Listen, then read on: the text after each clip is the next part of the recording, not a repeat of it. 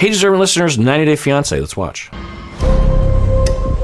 For the first time in my life, I've never had anyone stand up for me like she did. Go be with her. You're not letting me speak, so I'm done talking. But listen, Yeah, okay. So he's, the next morning, sober, presumably, still in this zone. Maybe he's being a little more constructive. This is in the direction of vulnerable, helpful, constructive communication. He's trying to explain that he's experienced, according to his narrative, a lot of people treating him unfairly and not sticking up for him. No one being there for him when people come after him. And we could imagine that, right? He's 15, 10, 25, and he's being attacked according to his perception, and his friends and family just melt away. And that would be hurtful. Not only that you're being attacked, but that your people wouldn't stand up for you, wouldn't be there for you. Now, I've heard this from clients who I would later at times conceptualize as having a histrionic, borderline, or narcissistic personality disorder. I'm not diagnosing from afar, as I always say, but the frequent complaint or narrative that these individuals will have will be something along these lines, that they have a schema, that meaning a belief that no one will ever be there for them. And they either are distorting what's happening in their life, or they are engineering their life such that it actually works out that way, unconsciously engineering their life, meaning that they choose people that are unreliable because they have surrendered to the notion that no one will ever be there for them. Or they attack people, and people don't, because at that moment when Kelly was criticizing Ed, Liz was thinking, well, Kelly's not wrong, and Kelly's not being a super dick about it, really. So now one could argue that if Liz was really dedicated, maybe she could have said, hey, Kelly, well, don't threaten him, that sort of thing. But I think Liz had dealt with Ed all day long, him cheating in the game, all the other things. So, okay. But he's, in his way, he's trying to be vulnerable. He's trying to explain that. And if I was there and he was telling me this, and I'm not Liz, so I don't have all the resentment, if I'm just me, then I would think, well, that doesn't excuse everything. Okay, you've been bullied before and people weren't there for you. All right. But what? So what? That doesn't excuse everything that you've been doing and the way you've been treating me. And the fact that you said that you're happy that Angela went after me and was, I mean, it's hard to put it into words, the getting in your face just doesn't really describe it. It's aggressive on a high order. It's threatening. It's a dangerous situation. Someone gets in your face like that, especially when they're that, bigger than you, and you know that Angela is capable of violence, that can be traumatic. That can absolutely cause, years of therapy, or it can change your neuronal pathways such that you don't want to leave the house, that kind of thing. At the very least, it can exacerbate that kind of thing. And that's why in my life, I don't do that to people. I've had people do that to me at work or in public. And the few times that it's happened, it sticks in my brain. And I'm a big person. I'm 6'1", I feel like I could probably handle myself. But, it's a shock to the system. And it lives with you. And so for Angela to do that, it wasn't just words, right? It wasn't just like criticizing or telling it like it is or anything. It was aggressive and arguably criminal. Anyway, I mean, I don't think it's actually a crime, but I think it should be, honestly. I think there's so many other options in life, and so many videos on Reddit or something, you'll see someone doing that to someone and it'll just escalate, right? I get it that people get triggered, but there's a limit, there's a line. Of course, you can't like hit the manager of Kmart because they're pissing you off about a price or something. So we all understand that there's that line, but I feel like the line should be drawn way before that, because 99.9% of people never do anything like that, or rarely do anything like that. So I feel like we wouldn't really be losing a particular freedom. And what freedom are we wanting, like maybe you could even write it into law. It's like you can say what you want to say as long as you don't say anything that is overtly threatening, like I'm going to kill you or I'm going to stalk you or I'm going to kill your kids or whatever. And you can raise your voice if you want to. You're upset, but you have to stay 2 feet distance reasonably, or 3 feet distance, or you can't get closer, or else someone can call the police and they can actually intervene. You know what I mean? I see a lot of situations where people just, they just get right in people's faces, and even if it's just that, like I've been saying, it's not okay, but often it'll escalate, and it's a choice and not okay. So Angela did that, and for Liz, she's we're just catching snippets, and I wouldn't be surprised if Ed is actually putting on his best behavior. I wouldn't be surprised so we just jumped in the middle of their morning, and I'm guessing that they woke up. Maybe they were grumbling about it because they're in a bad mood about the previous night. I don't know, speculation. The cameras show up. They're like, okay, let's talk about it. They sit down on the couch, and actually, I wonder if we're still in the coming up zone. I wouldn't be surprised if we're still in the coming up zone. Because it said coming up, because we're in the middle of episode 3. And yeah, I hate the coming up zone. Because this is on HBO Max or whatever. So there's no commercials. So, and there never would be. Well, I guess is this show airing on, anyway. So there's no demarcation of like, now you're after the coming up zone. So I'm probably skipping ahead. Because to me, I'm like, this is weird. It's just like right in the middle. But anyway, so we'll find that out together, I suppose. But for Liz, I'm guessing they woke up grumbling, they sit down, and then Ed just, he starts with his normal way where he says, I need to take responsibility, or some kind of phrase, or even says, I'm sorry, but it's not real, or there's no evidence that it's real. There's lots of evidence that it's not real. And then, meaning that he doesn't have sorrow and remorse for having harmed other people by what he had did and what he had done, and he sticks to that. And then when she starts to, it takes her a while to warm up about it because she's heard that sort of stuff before, and then he starts to argue right away because that's usually what we see. And then he gets to this part, and he's like, he's explaining to her, you don't understand, no one's ever stuck up for me, and Liz knows where that is going. If Liz says, oh, I'm sorry that you went through that, and then he says, yeah, see, you're wrong because you didn't stick up for me. Stick up for you for what?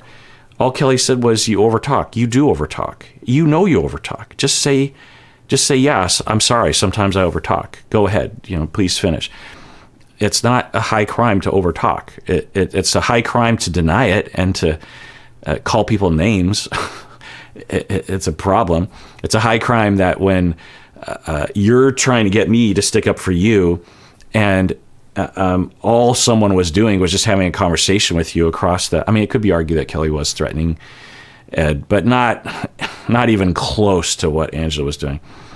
And, Liz has just had enough. She's heard it before. She knows where it's going. It's not going anywhere good. And what's the point of having this conversation? So my point is that with narcissistic, borderline, histrionic individuals, they often were betrayed, abandoned growing up in some fashion. And the differences can be slight in that for the narcissistic individual, most commonly their early childhood experiences is one of neglect and non-attunement, just like the parents just aren't there. It could be that the parents are in the hospital, or that the parents are working too much, or the parents are very avoidantly attached themselves, or the parents were raised in a very non-attuned household. They don't really know how to be attuned. They could be depressed, or a single parent, for example, that's working 2 jobs and there's 3 kids, and so the kids are left to their own devices. So it could be something like that. Or the child is in foster care because the parents are using substances. There's a lot. It's just a lot of absence of attunement. There can be abuse in there, but the general experience 0 to 3 is one of absence. For people with borderline, it is research shows, and in my clinical experience, it tends to be more erratic, where the parents are there to some extent. The one or more caregivers are there, but there is a sudden abandonment, like in the case of a divorce or parents that use substances and disappear for 3 days. But more commonly, it's a parent that is very angry and has a temper and is abusive potentially, or sexually abusive as well, because that's also a massive betrayal, right? So there's contact with the caregivers, but it is harmful and betraying and rejecting and making you feel like you don't matter. And so that's the borderline experience commonly. It's not always the case. And plus, it's always retrospective accounts. So, and we have some research that investigates actual, more factual, objective information rather than asking clients at 35, what was your childhood like? Because that's not a very reliable source of information. I mean, it's one vector of information. But anyway, and then for the histrionic individual, they typically, as far as the model goes, and mine as well, that they're not given enough attention, or the attention is given to them in a very narrow fashion. Like for example, you have a parent, a common profile. It's not always the case, but you have parents that are fighting a lot, and dad is disappearing at times, and 2-year-old child really wants attention from dad. Dad comes in the house, and say there's 5 kids, and the burgeoning histrionic child will know how to get dad's attention through being nice or very gregarious or very big with their expressions and good with storytelling, making sure that they dress in an interesting way. As at 2 or 3, it's hard to do that. But the point is that the child locks in order for me to be safe, in order for me to get attunement, I have to constantly be signaling and doing emotional things and trying to get people's attention. And it worked kind of some of the time, but I was also being a bit. So anyway, those are the childhood experiences, and what it can result in, particularly for the borderline narcissistic individual, is this narrative that no one is ever there for me. And if you are on the borderline narcissistic spectrum, and these are different conditions, there's a fair amount of overlap, particularly in the assessment. People will be confused. I've assessed people sometimes will be like, well, I could say borderline, I could say narcissistic, but they're more narcissistic or something like that. And I learned a long time ago, because I started out being specialized with borderline, and then I started, a number of years ago, also going into narcissism, and I found, because the way that he'll talk about it, it's so different. It's in the same cluster, but I'm not a huge fan of the clustering of the personality disorders anyway.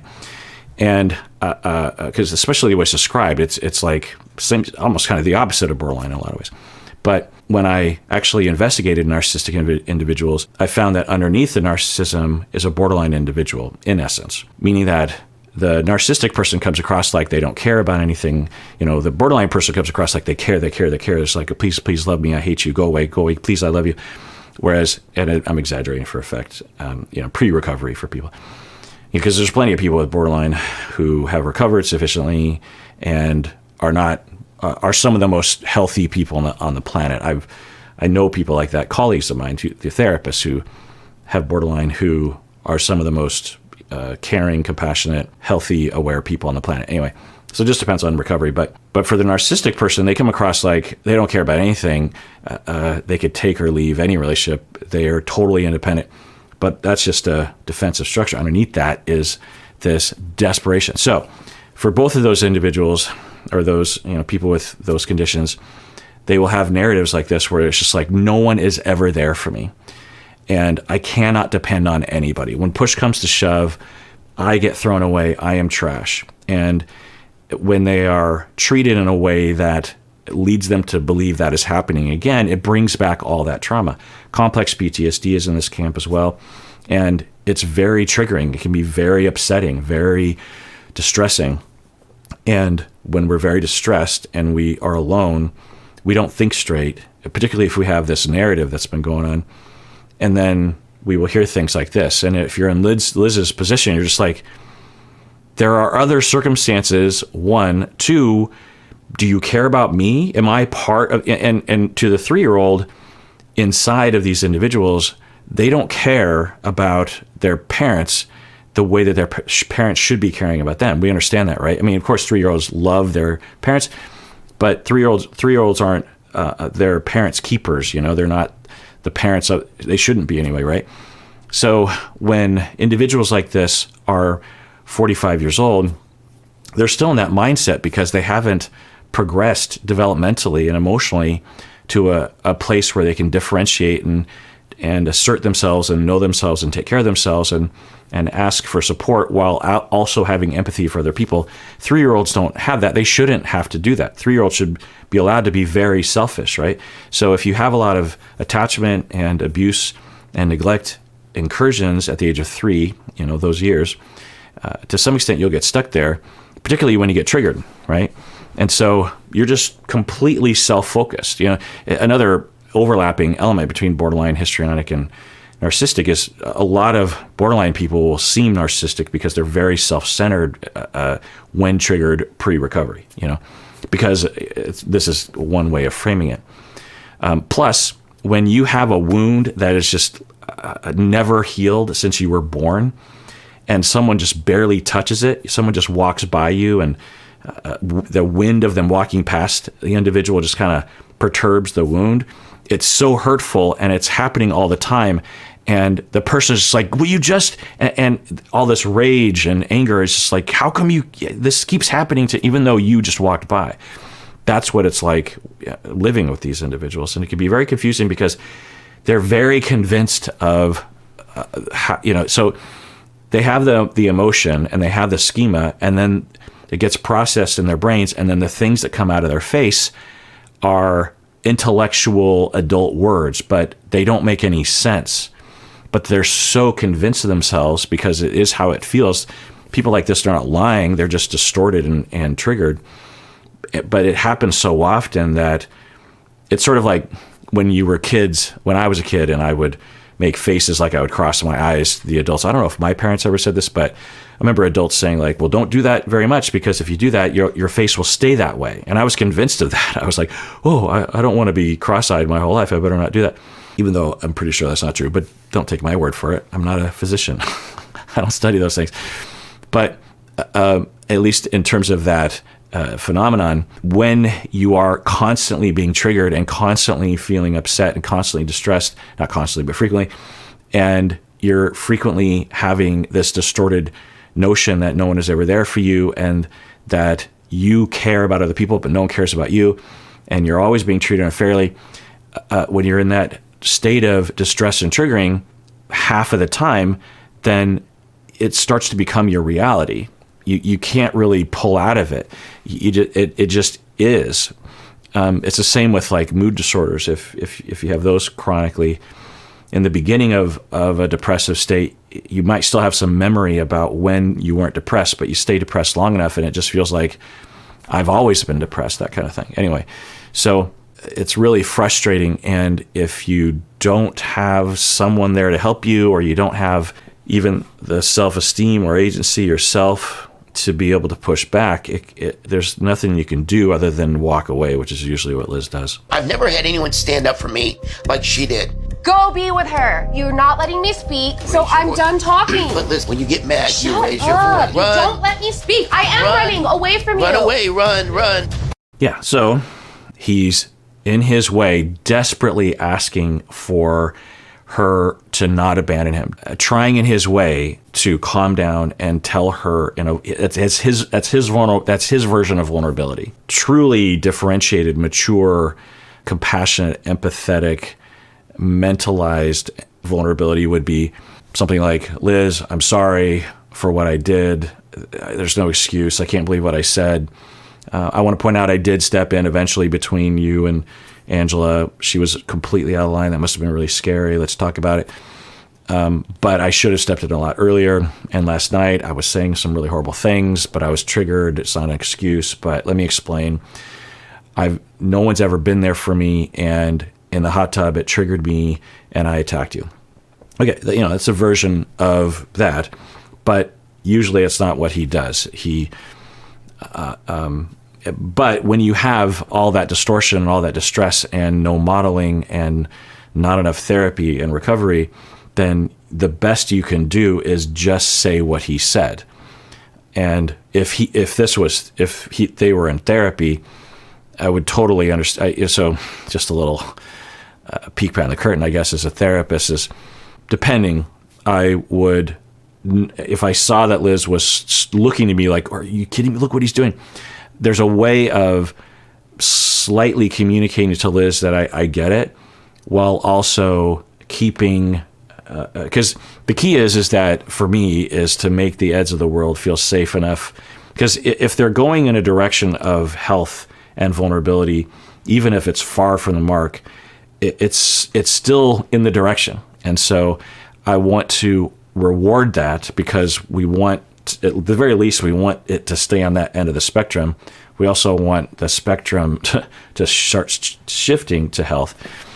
So there's a very careful dance as a couple therapists to be able to validate him and not insult him or imply that he's not being better than before, while also completely validating Liz about how ridiculous the basis of the conversation is, because his bid is, I'm telling you all this so you can admit that you're wrong, is what he typically is trying, at the point he's trying to make, right? Which is like, what?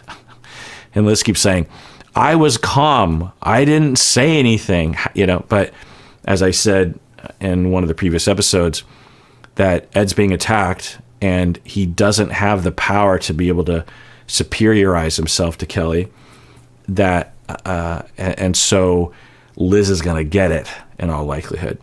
She is going to become the punching bag, which happened immediately.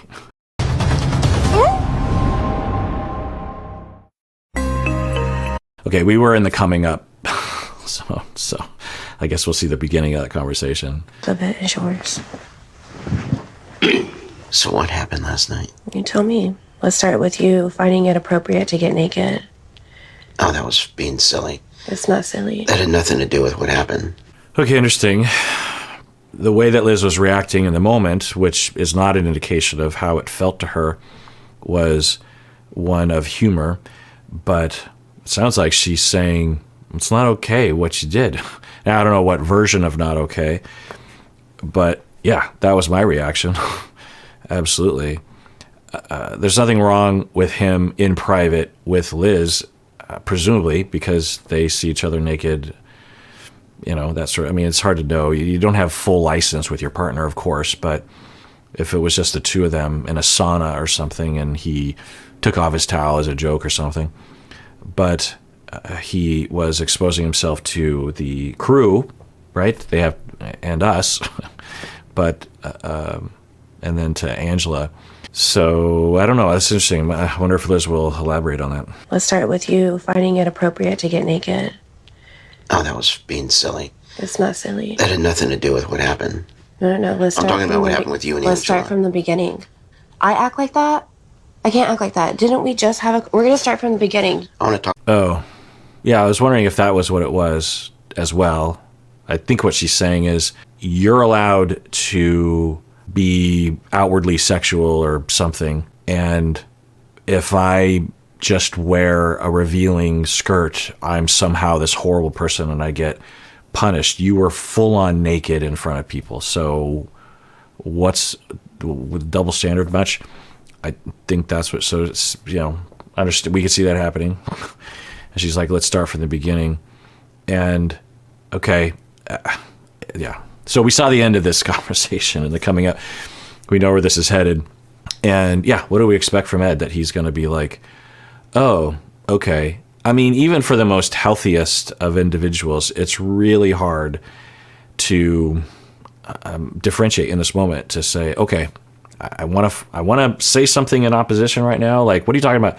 But okay, I'm going to listen. It's hard. So if that is true, that it's hard, we can't imagine Ed. All right, well, that does it for that episode. Everyone, please take care of yourself because you deserve it. You really, really do.